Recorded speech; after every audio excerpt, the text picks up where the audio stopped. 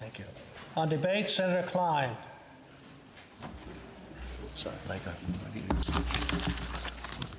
Honourable colleagues, I begin by acknowledging that we are on the unceded Algonquin and Anishinaabe territory. Senators, to understand this necessary legislation, we first need to understand that we are all treaty people. This is history that has led us to this chamber to the consideration of C-92, an act respecting First Nations, Inuit and Métis children, youth and families, is due directly to neglected treaty rights, along with broken promises and human rights abuses of Indigenous children. I am a Cree Métis from Treaty 4 territory and homeland of the Métis in Saskatchewan. On September 14, 1874, during the Treaty 4 negotiations, a prophetic question was asked and presented by Chief Camusis to the government representative, Manitoba Lieutenant Governor Alexander Morris. Camusis asked Morris this: "Is it true that my child will not be troubled for what you are bringing him?" Morris replied, quote, "The Queen's power will be around him," end quote. This exchange was as visionary as it was frightening. For Camusis and all the leaders present during these negotiations, it was apparent that there were potential negative effects the treaty agreement could have on their children. So, colleagues, what should we take away from Camusis' question?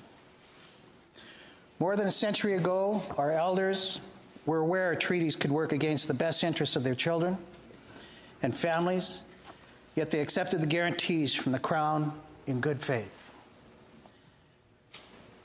It would only take 2 years following the signing of Treaty 4 for the question posed by Camusis to be answered with the federal government's introduction of the Indian Act in 1876. The Indian Act was, and continues to be, a framework explicitly drafted to separate children from their families to achieve cultural genocide, also known by its politically correct code word, assimilation. The Act accomplished this in a number of ways, but I will focus on the sex-based discrimination under Section 6.1. Under this section, a First Nations woman who left the reserve and married a non-status or non-treaty status man automatically revoked her and their children's treaty status, and she and her children were then no longer deemed a member of their First Nation community. This meant that women who grew up on reserve with their mothers, fathers, brothers, sisters, cousins, uncles, aunties, and elders were no longer allowed access to the community inherent treaty rights. Not to mention that their children and generations that followed also lost their treaty status and hence inherent rights. The Crown did this to deliberately carve apart families to ensure their children were unable to access their cultural heritage as well as their treaty rights, ensuring a nation-to-nation relationship. During the debate of S3 in June last year, a bill that sought to remove sex-based discrimination within the Indian Act, Senator Dick summarized the results of Section 6.1 when she said, quote, "Without status, these women and their children had to and continue to have to leave their communities," end quote. Honorable colleagues, the history does not end with the introduction of the Indian Act, as further efforts to separate children from families occurred through the introduction of residential schools in the 1870s. Sir John A. Macdonald stated that the purposes of the residential schools were to deliberately separate children from their families, culturally, emotionally, and physically. This is quite apparent when he stated that when the school is on reserve, the child lives with its parents, who are savages. And though he may learn to read and write, his habits and training mode of thought are Indian. It's been strongly impressed upon myself as head of the department that Indian children should be withdrawn as much as possible from parental influence, end quote. Honorable colleagues, residential schools were mandatory in 1969, and the last one closed in 1996. Their sole purpose, again, was cultural genocide by targeting an estimated 150,000 First Nations, Métis, and Inuit children. But the history does not end there. In 1959, the introduction of Section 88 to the Indian Act provided the legislative capability for the provinces to take over any areas that were not covered by treaty, which included the child welfare for Indigenous communities. This opened the possibility for provinces to become directly implemented in the relationship between Indigenous Canadians and the Crown, which resulted in what we now refer to as the 60s Scoop. The results of adding Section 88 are unsettling because provinces were provided with their chance to contribute and accelerate the genocide. Provinces were given the power to apprehend children and separate them from their families. Consequently, to this day, there are Aboriginal Canadians who do not know who their mother and father were, nor do they know their brothers or sisters or any other family members, and some of those who were scooped continue to search for the family they lost. In 1959, the proportion of Aboriginal youth and children in the child welfare system was 1%.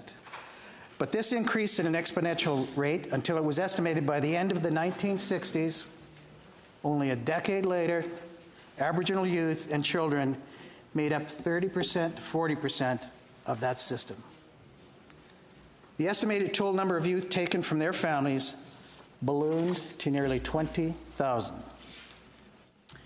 Most provinces use their existing child and welfare legislation as a means for justifying the removal of thousands of children from their families. In Saskatchewan, in 1967, the province implemented the Adopt Indian Métis program, or AIM, which was one of the only programs in Canada with the express mandate to remove First Nations and Métis children, taking them from their families and placing them in foster care to await adoption in Canada. The Saskatchewan government offered incentives for those who operated AIM.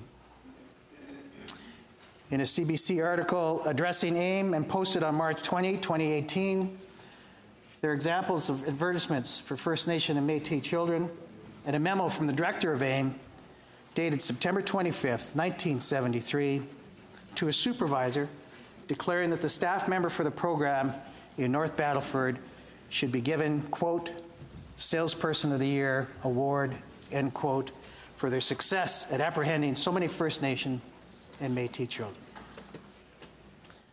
The AIM program was efficient and effective in reaching its targets.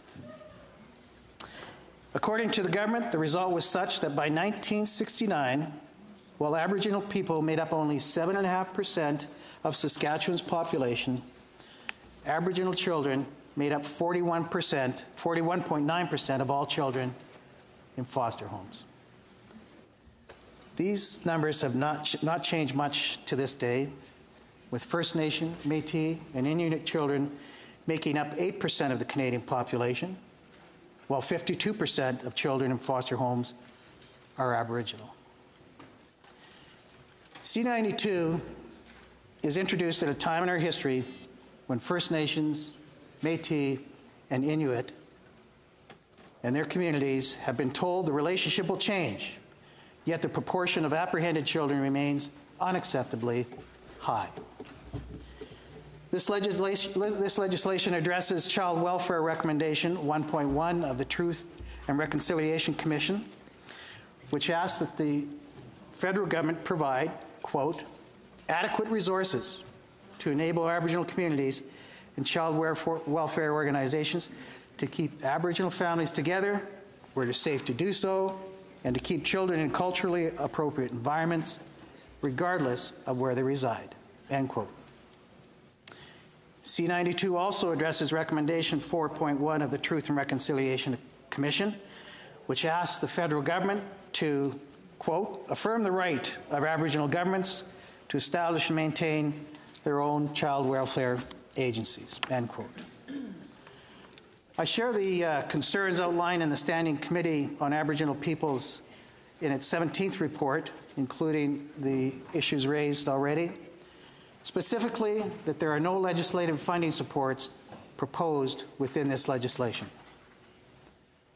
The federal government is instead giving their words in the preamble, which outlines that, and I quote, "The Government of Canada acknowledges the ongoing call for funding for child and family services that is predictable, stable, sustainable, needs-based, and consistent with the principle of substantive equality in order to secure long-term positive outcomes for Indigenous children, families, and communities," end quote.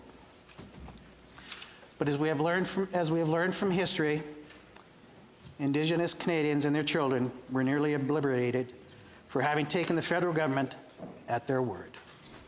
The communities do not need acknowledgement. They need actions that outline specific financial commitments. Honourable colleagues, our system is still broken. It continues to deliberately target our children, and it will take sustained efforts for Aboriginal Canadians to realize the same rights enjoyed by non-Aboriginal Canadians. It took more than a century to build this system, a system that has been used to disenfranchise Indigenous peoples in Canada. This disenfranchisement will linger until the political will exists to abolish the Indian Act and the federal government assumes the role representative of the Crown, upholding the obligations contractually signed during treaty settlements. We should make no mistake, the First Nations, Métis, and Inuit people are resilient.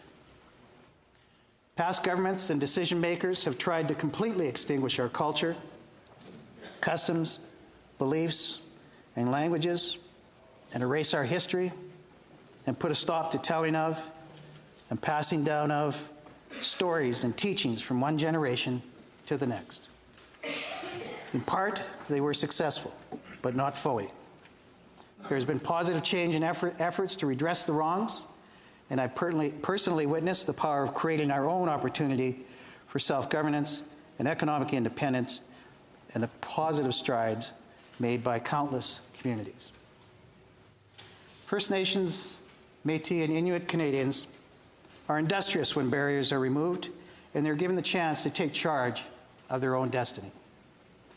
Our children are our future, and they not only acquire traditional teachings and skills, but they are also benefiting from contemporary skills, training, and education, enabling them to actively participate in the mainstream economy, making valued contributions to Canada's economy, and concurrently moving from dependency to self-sufficiency.